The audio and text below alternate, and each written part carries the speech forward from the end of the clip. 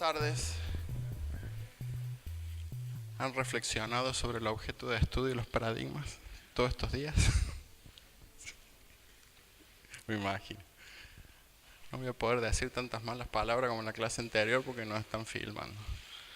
Entonces voy a tener que hablar apropiadamente y académicamente.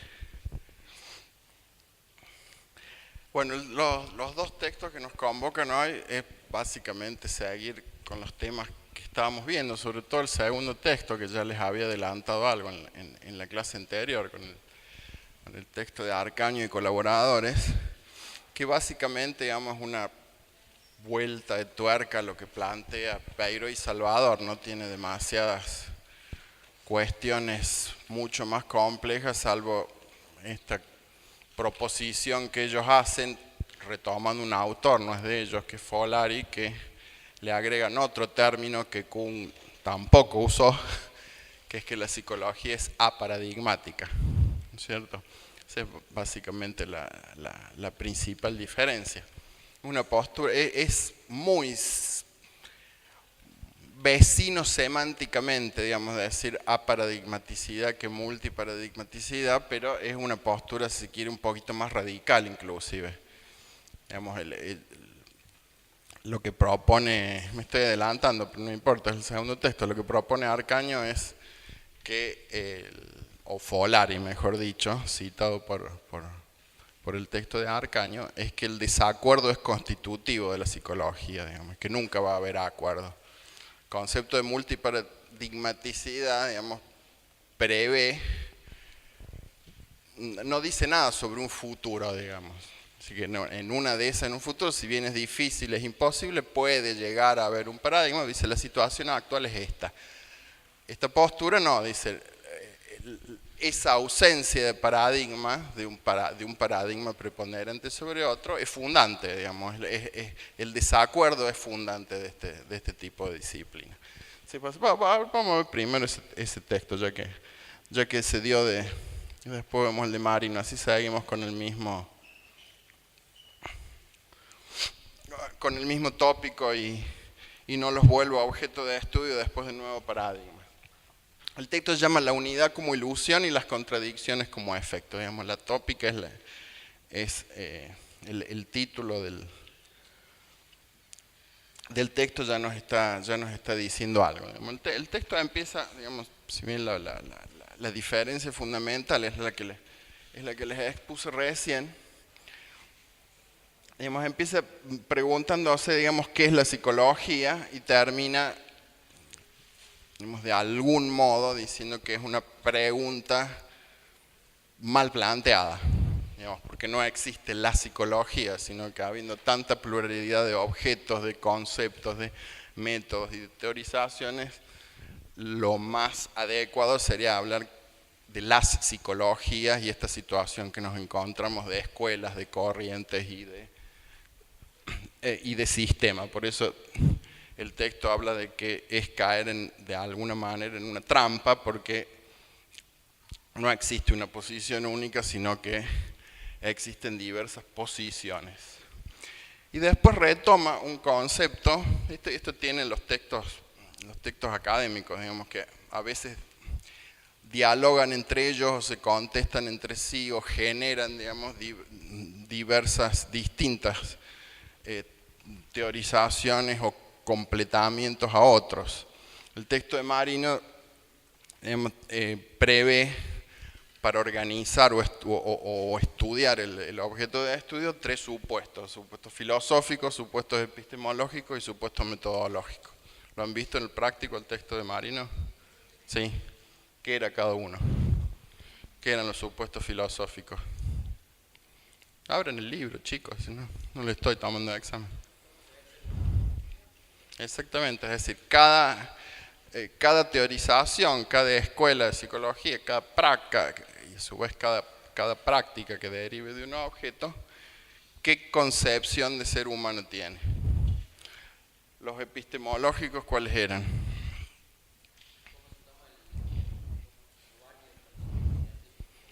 Exactamente.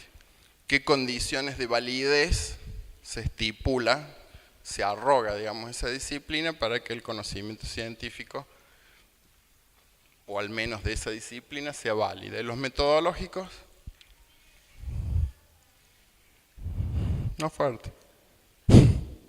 ¿Cuáles eran?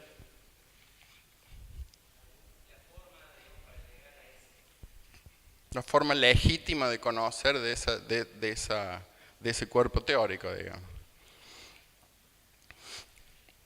Ellos, el texto a su vez, después vamos a ver que con eso les decía de los diálogos entre textos o de las contestaciones intertextuales, digamos. Este texto agrega dos supuestos más, digamos, los supuestos éticos y los supuestos políticos. Sí, por supuestos éticos, digamos, lo dice en otra terminología, pero básicamente es que esas teorías no surgen de la nada, digamos, surgen de personas, surgen de autores puntualmente, y los supuestos políticos es que todas las tecnologías, las prácticas y las consecuencias que generan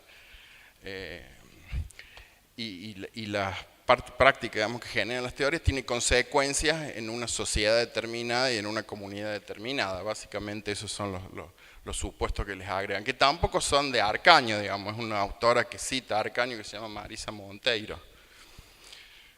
Así que si les preguntan desde el texto de Arcaño, eso siempre es pregunta parcial, esos tres supuestos, digamos, apréndenselo, como decía un profe viejo mío, como el Padre Nuestro, y estos dos supuestos que agregan en este texto, bueno, en el texto de Arcaño se agregan dos supuestos más que son los que hemos visto recién.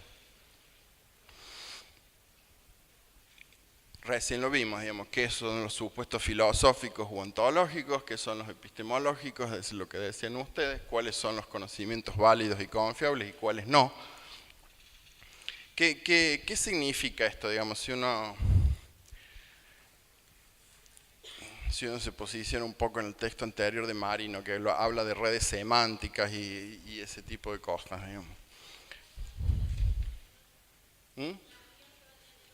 La unión o no, la cercanía semántica, ¿qué es una red semántica? ¿Qué es la semántica? Exactamente, digamos, una red jerárquica de significado. Ya lo vamos a ver cuando veamos o lo vamos a repetir, mejor dicho, cuando veamos el otro texto. Sí, en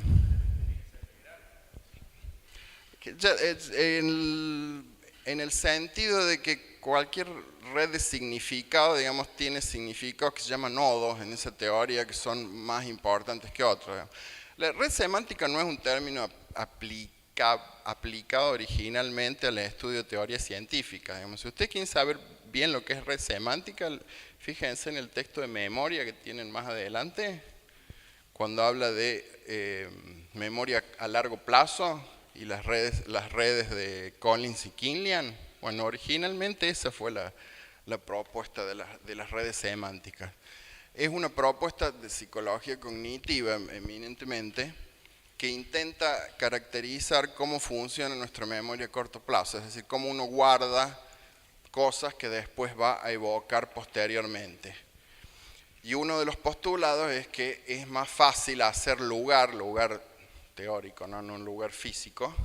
Digamos, si uno organiza los conocimientos en categorías, que si yo tengo que aprender cada conocimiento nuevo sin nada anterior que lo guarde, digamos. Imagínense, esto es didáctico, no es una figura. ¿Vieron el explorador de Windows?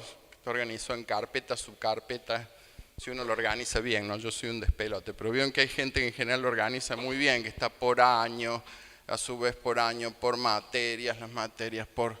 Bueno, más o menos parecido a eso es una red semántica, es decir, unas categorías que se llaman supraordinales e infraordinales, digamos, que van de arriba hacia abajo. Digamos, si yo evoco, por ejemplo, la palabra salmón, digamos, no solo se supone que en mi red de significados los rasgos asociados a esa palabra son muchos. Por ejemplo, que es un pez, que nada, que de soba arriba arriba, que es color naranja, todo lo que se les ocurra, digamos, como rasgos chiquitos, por así decirlo, adosados a ese nodo, digamos, a esa categoría. Y para arriba va a haber otras categorías más grandes. En ese sentido me refiero a que es jerárquico. Que puede ser una categoría más grande que Salmon, que pertenezca a esa palabra. ¿Qué se les ocurre? Pez. Y a su vez después de pez, otra más grande. Exactamente. Bueno, así se supone que está organizada nuestra memoria a largo plazo. Lo que hace Marino es una analogía entre esa teoría de la red semántica y dice las teorías están organizadas como red semántica de acuerdo al ejemplo que yo les di recién. Entonces sería, no sé, comportamientos inconscientes. Eso va adosado a ciertos rasgos como lapsus, chistes, interpretación de los sueños y muchas cosas más. Y a su vez para arriba iría aparato psíquico y otras categorías así.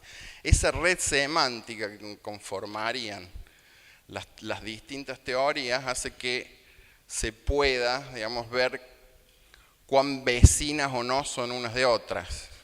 Digamos, es decir, una red semántica psicoanalítica, estoy tratando de hablar en términos del texto de Marino, sería semánticamente muy alejada de la red semántica conductista, por ejemplo. Pero a su vez, la red semántica conductista tendría elementos que se intersectan, o categorías, o nodos, como le quieren llamar, que se intersectan más con la psicología cognitiva. En criollo sería eso. En criollo sería eso, y lo que Marina usa es la red semántica, digamos, para explicarlo, que no es una terminología original aplicado a las escuelas de psicología, sino que es algo que Collins y Kinlian lo hicieron para ejemplificar o al menos dar una línea de investigación de cómo funcionaría nuestra memoria a largo plazo.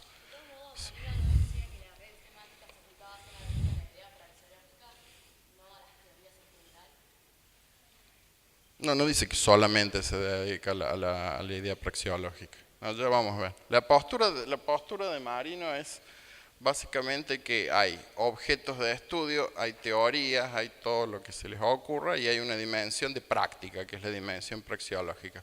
Pero a su vez esa práctica no está definido o no está prescripto por el objeto de estudio, sino que esas prácticas terminan redefiniendo el objeto de estudio. Eso es lo que plantea eminentemente Marino. Bueno, otro de los conceptos que se usa es el concepto de campo de lucha. El concepto de campo de lucha es un concepto sociológico, particularmente de un sociólogo que se llama Pierre Bourdieu. Un campo de lucha en el sentido de campos disciplinarios que están en pugna, digamos, que como habíamos visto en algún momento de la clase pasada, digamos que coexisten, pero su coexistencia no es armónica, por decirlo de alguna manera. Digamos, como plantea ahí medio como una analogía el texto, el objeto de estudios de cada disciplina sería una especie de botín, digamos, que cada comunidad científica, cuerpo disciplinario y teoría quisiera arrogarse, digamos, el derecho de tener y que sea el conocimiento válido, digamos. Eso sería Les decía hace un ratito, y lo tienen al culpable Folari de los quebraderos de cabeza que están viviendo en este momento. Ese es don Folari. Folari lo que plantea es que las ciencias sociales, en particular la psicología, son aparadigmáticas y esa aparadigmaticidad es fundante. Digamos que nunca habrá acuerdo entre teorías, que sí hay acuerdos en las distintas comunidades científicas, pero no de la comunidad científica como consenso global. Decir recién que es un concepto vecino semánticamente al de multiparadigmaticidad, pero es un poco más radical inclusive. Él dice que el desacuerdo es constitutivo de las ciencias sociales, de la psicología. Esa sería la principal diferencia, digamos. Y Por eso la psicología sería un campo de conflictos, de desacuerdos, de problemáticas atravesado por diversas rasgos históricos, institucionales, políticos, económicos y los supuestos. Supuestos, los que les decía recién, los supuestos que agrega Marisa Montero son los supuestos éticos, que lo define como que se refieren a la definición del otro y a su inclusión en la relación de producción del conocimiento, al respeto a ese otro y a su producción en la autoría y la propiedad del conocimiento producido. Es decir, básicamente se refiere a la gente, digamos, que produce el conocimiento. Y los supuestos políticos es, digamos, básicamente decir que estas teorías y estas prácticas no ocurren en el aire, digamos, y no ocurren por el mero hecho, digamos, de ser una elucubración intelectual, sino que los conocimientos producidos tienen una finalidad, que el conocimiento no es neutro, que su ámbito de aplicación no es aséptico, digamos, y que tiene efectos sociales. A eso se refiere con esta dimensión política. Y siguiendo con esta idea, como la psicología como un campo en que el desacuerdo la constituye, ¿qué quiere decir esa frase? Que el desacuerdo es constitutivo, para decir que la psicología es aparadigmática y es un campo de lucha. ¿Qué quiere decir que algo lo constituye? Que le da sentido, que es importante, que es esencial. Exactamente, eso quiere decir. Y bueno, y ahí da diversos ejemplos, digamos, de esos desacuerdos, de acuerdo, valga la redundancia, a los distintos objetos de estudio y como reacciones posteriores al anterior, digamos, así como Descartes y Boone, digamos, habían planteado que la conciencia era el objeto de estudio, digamos, de la psicología. Hubo dos reacciones a ese objeto conciencia, digamos, el psicoanálisis, digamos, que se resume en la frase esa: no somos los amos de nuestra propia casa, en el sentido de lo que les decía en la clase anterior, digamos, que para el psicoanálisis las motivaciones y las elecciones son básicamente inconscientes, digamos, y no tienen que ver necesariamente con elecciones y tomas de decisiones racionales, por decirlo de alguna manera, que sería una visión, se quiere, cartesiana desde la filosofía, o quizás más cognitiva, digamos, para hablar en términos más actuales. Y la otra reacción, digamos, a la conciencia es al menos el primer conductismo de Watson, que es, digamos, dentro del comportamiento, digamos, estudiar lo que es observable, lo que es medible, lo que es cuantificable, y a su vez son reacciones, digamos, y a su vez, digamos, aparte de reacciones, son, digamos, si uno toma ese párrafo, ¿no?, sin irse demasiado a la teoría, ve que son, si uno lo analiza bajo la óptica mariniana, por decirlo de alguna manera, ve que no son cosas de redes semánticas vecinas, digamos. Si yo digo por una parte que existe un aparato psíquico y existe un inconsciente, y ciertas conductas, digamos, que yo hago están determinadas por una energía psíquica y están determinadas por cómo se estructuró mi aparato psíquico en la niñez y no son elecciones, digamos, conscientes, es muy distinto de decir que mi conducta o mi comportamiento responde a elecciones racionales del momento y a categorizaciones de la realidad que a mí me permiten libremente tomar decisiones sin condicionamientos. Digamos, ahí tienen dos ejemplos absolutamente contrapuestos y que remiten de última, digamos, no solo difieren en las prácticas, digamos, que genera cada teoría, sino que difieren de última en la concepción de sujeto que tiene cada teoría. A eso se refiere.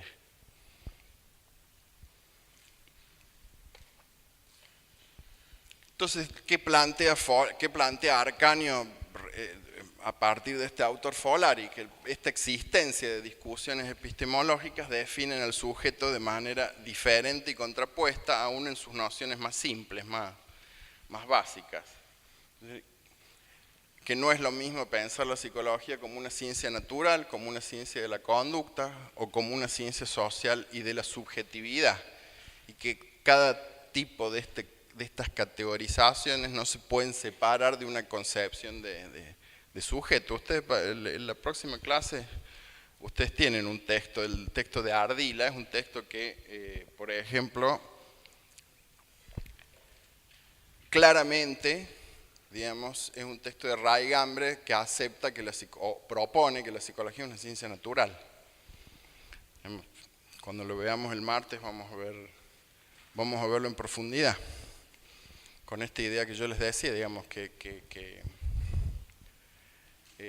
de presentarles, digamos, tratar de presentarles el panorama general de la cuestión sin hacer demasiadas elucubraciones acerca de las posiciones propias, digamos, sino presentarles el menú del estado de cosas actual. Si no me estuvieran filmando diría el quilombo de la psicología, pero como me están filmando lo borramos eso. Pero básicamente es eso, digamos, tratar de presentarles textos que tengan posicionamientos teóricos diferentes, si bien hay mayores textos de una epistemología constructivista, podría uno decirlo, pero también el texto de Ardila es un muy buen texto, y Ardila es un autor muy importante dentro de la tradición psicológica y de la psicología experimental. Y Arcaño, digamos, termina diciendo que comenzaba el escrito preguntándose acerca de qué es la psicología y que digamos, no se puede responder desde una posición única. Y así es posible pensar en la existencia de las escuelas y de las corrientes y de los sistemas como un campo que no es homogéneo, que es diversificado, de diversas producciones que están en pugna, que están en lucha, y que se sostienen a partir de esos supuestos tanto epistemológicos, metodológicos, filosóficos, y ellos agregan estos postulados políticos y éticos además.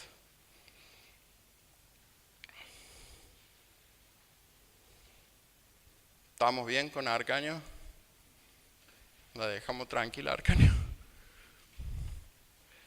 El otro texto que tenemos para hoy es el texto de Julián Marino, que es el problema del objeto de estudio de la psicología. Estos textos, digamos, ¿cómo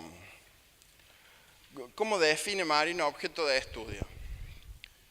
Lo define como un trozo, una parte de la realidad sobre la cual una disciplina o una ciencia se da el derecho de producir conocimientos válidos y sistemáticos. Esa es una posible definición de objeto de estudio. Y a su vez después se hace yo les decía que es un texto de Raigambre constructivista, porque yo les puse, digamos, dos exponentes de ambas posturas. Digamos, y que a ver, como les dije en la clase anterior, que sea constructivista no significa que sea bueno. Es la posición del autor, simplemente. El positivismo tiene sobre todo en las ciencias duras y en la parte, digamos, más neurobiológica de la psicología, tiene una tradición, digamos, viejísima, fructífera, y que es una posición, digamos, tan respetable como el constructivismo. La posición, o al menos los fundamentos de una posición positivista, digamos, que está representada por Augusto Comte, es que esa parte de la realidad es algo perteneciente a una realidad externa a nosotros, es decir, que es independiente de los sujetos que la observan o que la estudian. Es decir, que ese objeto de estudio estaría existente, estaría en la realidad, digamos, por decirlo así.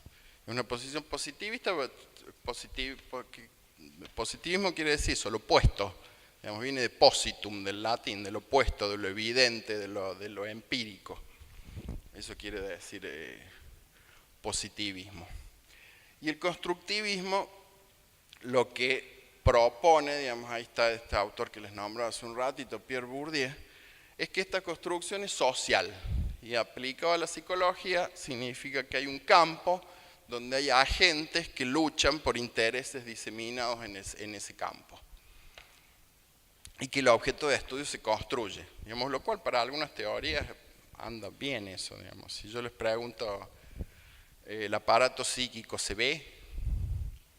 ¿El inconsciente se ve? No, es una construcción lingüística básicamente, que explica, digamos, que funciona como heurística, digamos, como marco comprensivo de un montón de fenómenos psíquicos, pero uno no puede con un microscopio, digamos, ver dónde está el aparato psíquico, es una construcción teórica. Digamos, a eso se refieren este tipo de teorías, digamos, que no son positivistas. Los constructivistas les dicen a las ciencias duras, bueno, también que todo es construido, digamos, que los genes tampoco se ven en el microscopio, digamos, que también es una construcción teórica. Bueno, eso es una discusión que excede. Entonces, el objeto es una construcción humana delimitada por diferentes supuestos, no ocurre en el aire, ocurre dentro de un campo social, las instituciones científicas, donde esas luchas, digamos, ese objeto de estudio es soportado, digamos, por agentes que tienen intereses. Es decir, el interés de esos agentes es prescribir el objeto de estudio para una comunidad científica general, básicamente, esa sería la postura. Y que esa realidad, a diferencia del positivismo, no existe independiente de nosotros, sino que se construye entre los agentes que están diseminados en ese campo, se construye intersubjetivamente. Y se presenta lingüísticamente, se presenta como un discurso, digamos, las teorías, además de lo que generan, del hacer, de las prácticas, digamos, se expresan mediante un discurso. Y la consecuencia de esta es que la construcción de ese objeto de estudio es realizado por los agentes de los campos en pugna desde cada posicionamiento. Ese posicionamiento los agrupa, digamos, en diversas microcomunidades con intereses comunes que forman propiedades específicas de los campos académicos. Por eso es, digamos, una visión, si se quiere, sociológica, porque el objeto de estudio acá es una parte de la realidad presentada como un discurso, pero también afectada por la historia, por factores históricos. Y en esa historia se forman los conceptos que Marino lo define como lo que está al medio entre los agentes y las prácticas. Y lo mismo que les dije recién, digamos, están expresados lingüísticamente y los inscribe la historia. La posición de Marino en cuanto a esta situación de escuela es bastante particular, digamos, porque él habla de lo que se llama una dimensión nominal, que se centra primero en la definición de psicología. Él dice que todas las teorías, digamos, o todos los objetos de estudio de las diferentes teorías son herederos de ese primigenio estudio del alma. Alma no en el sentido religioso, ¿no? Alma en el sentido de que cuando el hombre, digamos, los antiguos griegos, si uno quiere referirse a la antigüedad, digamos, pensaron que existía algo interno que es diferente a lo material, que es diferente a lo orgánico, que está dividido en provincias o facultades, como le llamó después Aristóteles, que están jerárquicamente ordenadas, es decir, que existen un organismo que percibe, un organismo que memoriza, un organismo que aprende, un organismo que tiene emociones, que están interrelacionadas y que no se expresan de manera similar en todas las personas, lo cual permite la inteligencia, lo cual permite clasificar diferentemente entre las personas. Y él dice que esa idea nominal de lo que estudia la psicología provoca una unidad institucional. ¿Qué es la unidad institucional? Los que leyeron el texto, ¿qué entendieron por unidad institucional?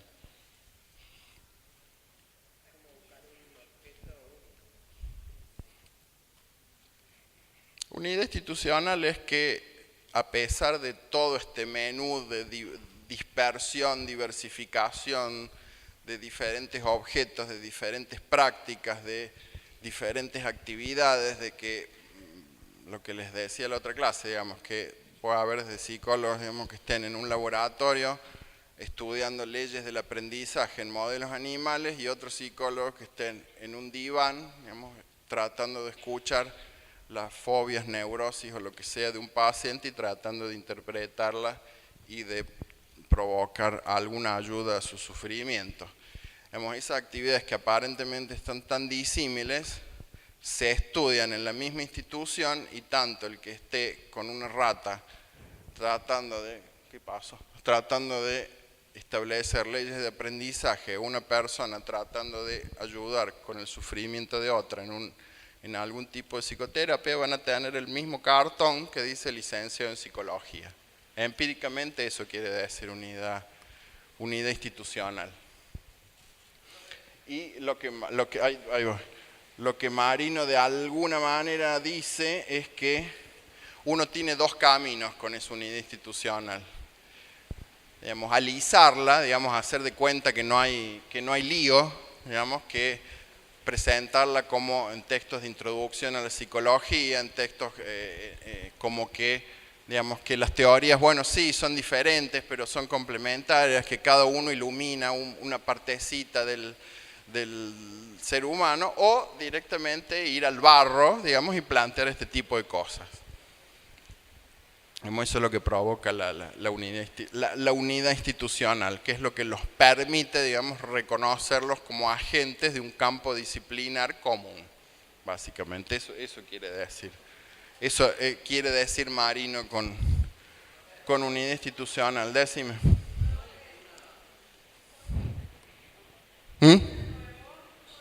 ¿Todo de nuevo? ¿Qué es lo que es digamos, ante esta variedad de teorías, de prácticas, de discusiones sobre el objeto de estudio y de diferentes actividades que cada psicólogo o estudiante de psicología va a realizar, reconocerse como integrante de una comunidad común, digamos, que vas a tener un título que dice licenciado en psicología, básicamente. Esa es una de las formas de ver la unidad institucional. No sé qué me decía.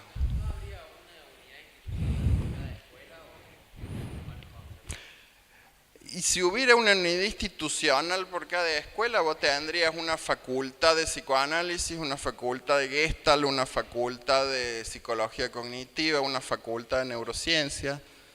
Puede ocurrir, digamos, históricamente puede llegar a ocurrir eso, no es nada descabellado lo que estás planteando, pero como lo plantea Marino quiere decir eso, digamos, ante esta diversidad y dispersión que existe, hay algo, digamos, que provoca una unidad institucional. Para Marino son las distintas respuestas que cada teoría y cada escuela le dio a esta cuestión, que hay algo interno que anima el cuerpo, que es diferente de lo material, entonces cada escuela le dio una respuesta diferente a eso.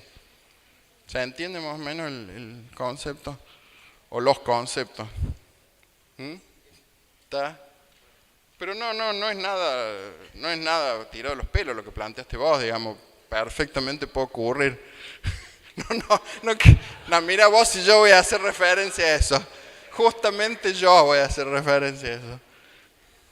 Entre alpargata no nos vamos a pisar los flecos.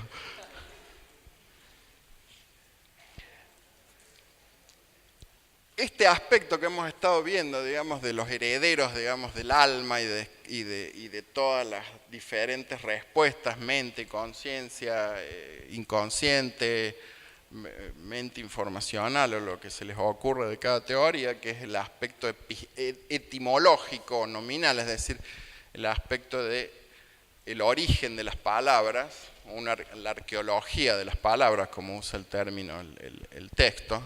Es decir, en lugar de buscar guijarros para reconstruir civilizaciones, es buscar palabras para reconstruir redes semánticas históricas, y se descuida de la dimensión práctica. Y ahí está otro de los conceptos, digamos, importantes del texto de Marino, que los objetos de estudio, básicamente, y las teorías y las escuelas, no prescriben las prácticas, en el sentido de que las prácticas están afuera de la unidad institucional. Digamos, los problemas a los que ustedes se van a enfrentar no los define la institución, los define la realidad, sea la realidad construida, positivista, la que se les ocurra. Digamos, pero digamos, los problemas que se van a tener que resolver no son los problemas que prescriben o que dictan o que estipula cada objeto de estudio y cada teoría. Y eso hace, digamos, que a su vez las prácticas, por supuesto esto es un proceso histórico, pero las prácticas terminan redefiniendo el objeto de estudio y lo retroalimenten de alguna manera. Por eso dice, digamos, que mientras más que la construcción del objeto de estudio redefine dentro, en el seno de cada práctica. Y mientras más diversas sean esas prácticas, también más probabilidades haya de que el objeto de estudio sea diverso. Es una forma de explicar por qué este panorama de tanta dispersión y de tantas escuelas. ¿Se entiende? Bueno, ahí tienen, eso son las definiciones que da el texto, digamos, de la dimensión praxeológica, como prácticas humanas que se coordinan para alcanzar fines socialmente útiles y que responden a necesidades históricas y alcanzar fines. Es lo que hacen los psicólogos, digamos, y que cambia el ritmo de las transformaciones sociales. Sí. ¿Dónde? ¿Acá? ¿Acá? Sí. Sí, se refiere a eso, a que cada teoría, digamos, no es estático, no es algo estático, sino que las mismas respuestas que dé a los problemas que intenta solucionar redefinen el objeto de estudio. Es un poco lo que hablamos la otra vez, dando otro tipo de ejemplos, digamos. Exactamente, si yo estipulo, digamos, que mi objeto de estudio es la conducta observable y entonces destierro de alguna manera, y hay una comunidad científica que adopte esa postura, destierro el significado, destierro la subjetividad, destierro la conciencia, estoy tratando de dar ejemplos, digamos, de conductas internas subjetivas no observables, ¿cierto? Bueno, si hay, digamos, un programa de investigación o ejemplaridades, digamos, que eso sea provechoso durante cierto tiempo, bueno, va a ocurrir, digamos, y en algún momento, digamos, alguien va a decir, bueno, pero los problemas de la psicología no se agotan ahí. Digamos, ¿cómo voy a tener una psicología sin un sujeto que sea consciente, sin un sujeto que tenga subjetividad, y entonces en ese sentido lo dice, digamos, que el objeto de estudio se termina redefiniendo por las prácticas también, que no es, digamos, algo estático, que lo que ustedes van a estudiar acá va a ser lo mismo que se estudie dentro de 40 años, y a su vez que es lo mismo que estudiaban los primeros psicólogos cuando se abrió la Escuela de Psicología en 1950. Repásenlo, acá en Córdoba. No, no es lo mismo el primer plan de estudio de esa época que el plan de estudio al que ustedes están, no es lo mismo. Y este es un modo teórico de explicar por qué no es lo mismo, digamos, básicamente.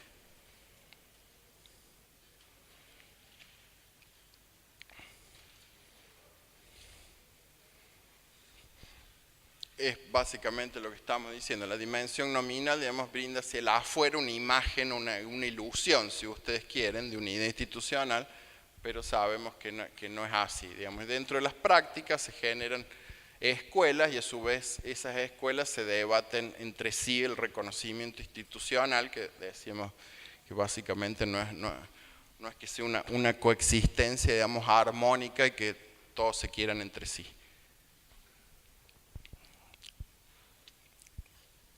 Entonces, por esta cuestión, digamos, el objeto de estudio se redefine en el campo de las praxis, lo que decimos recién, digamos, mientras más diversificados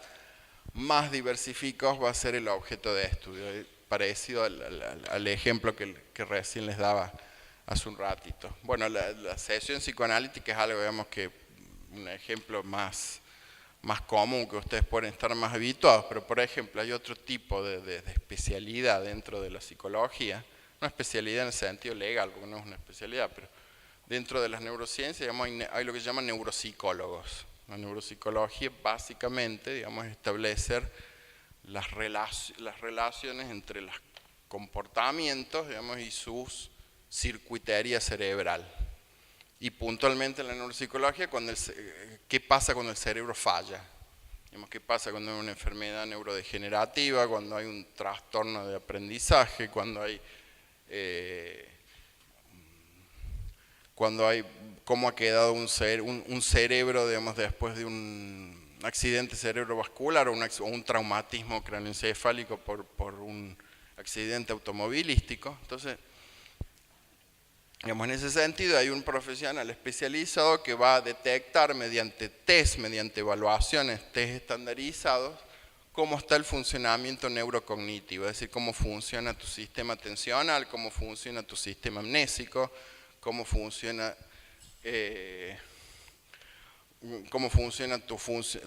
tus características visoespaciales, cómo funciona tu procesamiento emocional, tu toma de decisiones, lo que se llaman las funciones ejecutivas, todo lo que es la planificación. La psicología, digamos, tiene una tradición grande, digamos, en explicar la conducta por el pasado, digamos, pero la conducta también se estructura en función de metas, digamos, en función del futuro, que eso en neuropsicología se llama funciones ejecutivas. Digamos, bueno, ese tipo de valoraciones lo que hace es eso, es ver cómo están las funciones ejecutivas. Funciones ejecutivas, digamos, para adelantarme un poco, lo que ustedes van a ver después del parcial, que van a ver sensación, percepción, emoción, memoria y aprendizaje. Bueno, lo que concerta todo eso serían las funciones ejecutivas, como yo a través de estas facultades planifico mi comportamiento futuro. Piensen, digamos, uno porque lo hace bastante automáticamente, pero piensen toda la planificación que ustedes hicieron anteriormente desde que decidieron venir a esta clase y sentarse acá. Y todo lo que dejaron de hacer también, digamos, que si vinieron en el ómnibus y se encontraron con un amigo, por ejemplo, que hace mucho que no venían, ustedes mantuvieron online en su memoria, digamos, por decirlo de alguna manera, que la conducta objetivo era llegar acá. Si ustedes, que eso parece pavo, digamos, parece automático, digamos, si ustedes tuvieran su sistema de memoria a corto plazo dañado, no podrían hacer eso. Y cada distracción, digamos, que ustedes tuvieran, los desviaría de la conducta meta, de la conducta final, básicamente. Eso en neuropsicología se llama funciones ejecutivas y hay test para medirlos. Y bueno, la sesión psicoanalítica es otro tipo de postura, digamos, es un proceso relativamente complejo de encuentros y de relación entre el analista y el paciente, se da una transferencia, una contratransferencia y un montón de términos psicoanalíticos más, pero es muy, digamos, diverso la práctica y por ende el objeto de estudio que el otro ejemplo que estábamos dando. Y mientras más diversificada, como dice el texto, sean esas prácticas, más diversificado será también el objeto de estudio.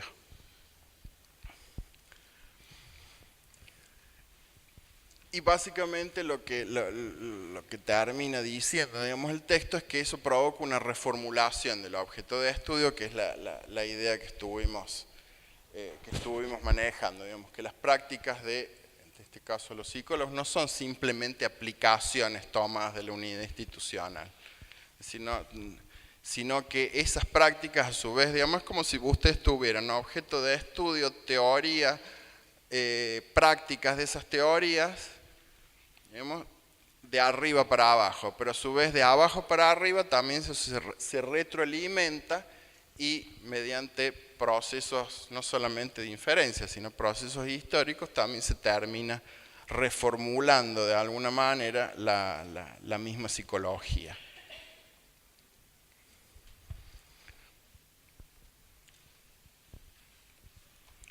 Entonces lo que dice es que esta diversidad de prácticas lo que provoca es una tensión con esa ilusión de unidad institucional. Entonces el objeto de estudio no es algo tranquilo, digamos, que calme las ansiedades de fragmentación. Dice, ¿qué quiere decir eso? Digamos, que sería mucho más fácil que digan, el objeto de la psicología de estudio es la teoría psicológica es esta y las prácticas son estas. Bueno, no es así. Esta mañana sí, no sé quién quiere preguntar. Esta mañana una chica decía, yo empecé a estudiar, no sé, otro año, ciencias económicas. Y en ciencias económicas, bueno, no se plantea este tipo de cosas. Y una vez más, no es ni bueno ni malo, digamos, responde a cada campo disciplinar eso. Digamos, si vos la práctica, digamos, de la comunidad profesional científica de los contadores seguramente es una práctica consensuada que no tiene de más, que no hay una lucha epistemológica, digamos, entre distintas posiciones. A lo sumo se van a pelear por los clientes, por agarrar empresas o clientes más uno que otro, pero comparten, digamos, una matriz disciplinar común. Digamos, lo mismo el ejemplo que dábamos creo que con ustedes en la otra clase, digamos. Si uno estudia ciencias químicas, si uno estudia ingeniería, si uno estudia medicina, digamos, no va a encontrar lecturas epistemológicas de distintas prácticas y distintos objetos de estudio, porque hay cosas, digamos, que no se discuten porque son cosas consensuadas, o si uno quiere hablar en la terminología kuhniana, digamos, ¿qué sería? ¿Que comparten qué? El mismo paradigma, exactamente. ¿Vieron que algo queda? Bueno, entonces cada escuela, digamos, presenta su distinto armamento conceptual y a su vez redefine, o define primero y redefine después, qué estudia la psicología. Bueno, esto es lo que vimos recién, digamos, acuérdense de que una forma, digamos, de peinar, digamos, o de categorizar o de caracterizar los diferentes objetos de estudio de cada cuerpo teórico es discriminar sus supuestos filosóficos, es decir, qué concepción de ser humano tiene cada cuerpo teórico,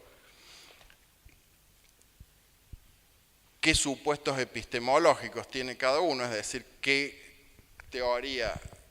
cada teoría, cómo va a entender cuál es el conocimiento válido y cuál es el conocimiento confiable y cuál no. Y las aproximaciones metodológicas o los supuestos metodológicos, es decir, de qué forma podemos conocer válidamente lo que se propone o lo que se prescribe. Digamos, un psicoanalista se le va a poner se le va a parar los pelos, para seguir con ejemplos pilosos, o se le va a poner la piel de gallina cuando le hablen de psicología experimental y de experimentación animal. Y a un psicólogo experimental se le va a poner la piel de gallina cuando le digan que la teoría psicoanalítica está hecha en base a estudio de casos. Digamos, uno le va a decir al otro, ¿cómo puedes hacer una teoría con un caso? ¿Cómo lo generalizas? Digamos, ¿cómo lo estudias cuando es un caso único? Digamos, y el otro le va a decir, lo que vos haces es básicamente estadística y lo que haces es alisar todas las características individuales que responden a la particularidad de cada ser humano, y eso es lo que vos podés hacer es ciencia, pero no resuelve absolutamente nada. Son planteados un poquito más elegantemente las distintas posiciones, pero básicamente es así. Como les decía, no son luchas personales, digamos. Yo tengo amigos psicoanalistas, digamos, pero básicamente yo tuve un amigo psicoanalista. Pero básicamente, digamos, discursivamente esas son las diferentes posiciones, por decirlo. No sé qué me quedarías de decir. ¿Ya te olvidaste?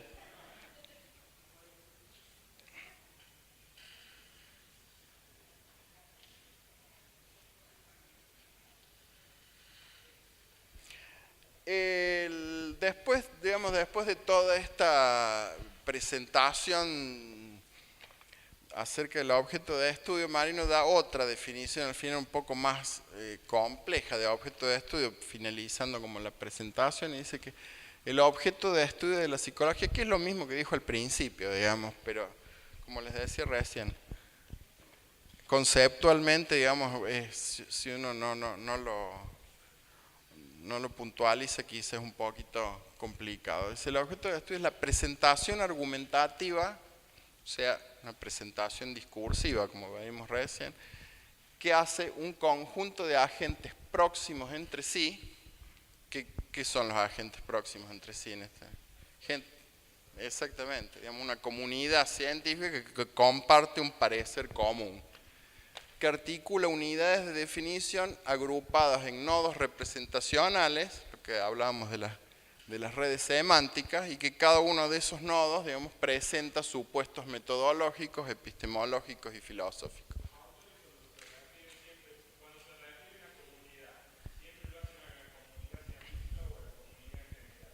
No, siempre lo hace la comunidad. En el caso, digamos, de una teoría, de una disciplina en particular, de una comunidad científica se refiere.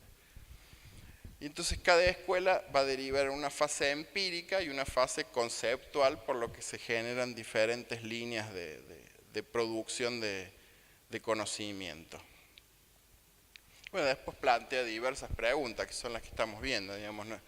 Si esta situación de escuelas, digamos, no podrá haber que existe una relación de complementariedad, cada uno tomando una faceta o arista de un campo mayor. Ya vimos que no es tan así, o no es así, a no ser que uno haga esta aproximación que propone Marino entre las matrices de las redes semánticas, digamos, qué relación hay entre ellas, qué elementos de análisis, qué variables, qué indicadores,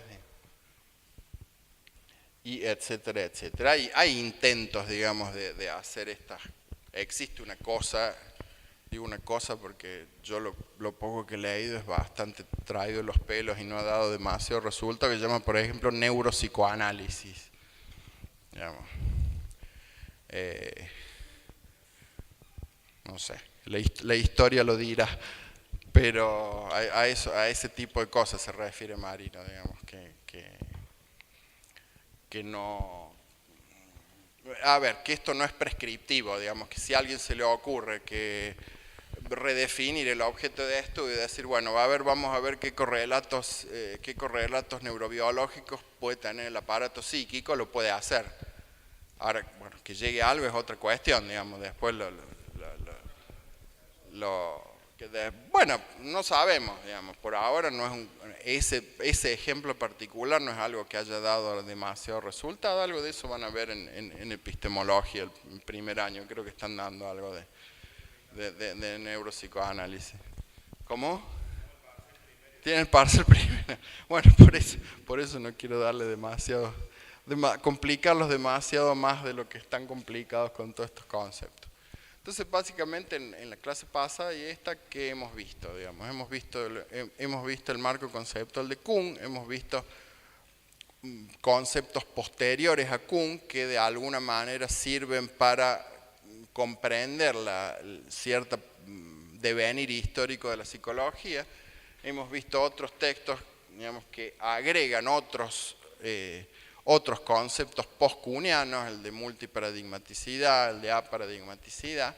Después este texto de Marino, digamos, que presenta un objeto de estudio como algo construido, como algo que se da en el seno de un campo social en pugna, que se da a partir de también redefinido por prácticas en una situación de escuelas y todo lo que hemos estado viendo hasta ahora. Así que bueno, vayan a estudiar para el parcial. Bueno, gracias chicos por la atención y nos vemos, creo que en el martes nos vemos con ustedes. Así que bueno, gracias. Nos vemos en la próxima clase.